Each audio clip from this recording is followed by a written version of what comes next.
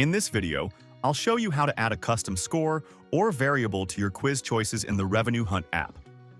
First, head over to your quiz builder and open the Questions section. Add a multiple choice or multiple selection question to your quiz. Click on a choice to open its settings. Under Choice Settings, scroll down to the section called Scores and Calculations. You'll see a pre-made variable called Score. To assign a custom value, simply edit the number field next to it.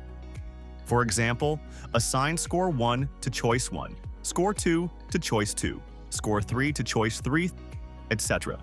You can also use negative numbers if you need to subtract points. Repeat this process for every question and choice that should contribute to your overall score.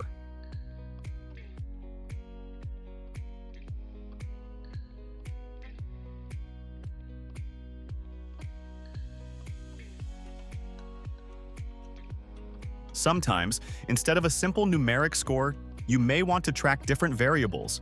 For example, hydration, sensitivity, or confidence level. To do that, click on a choice again.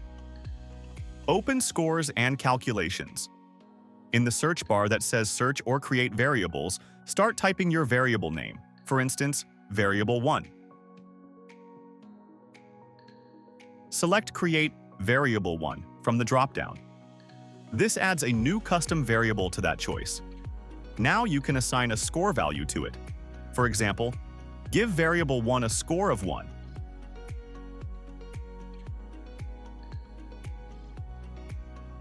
Repeat the same process for other choices. In Choice 2, create Variable 2 and assign a score of 2. In Choice 3, create Variable 3 and assign a score of 3. You can even assign multiple variables to a single choice if you'd like that answer to contribute to several factors at once. Once all your scores and variables are added, click Save to save the changes. Then preview your quiz to make sure the scoring behaves as expected. And that's it. That's how you can add custom scores and variables to your quiz choices.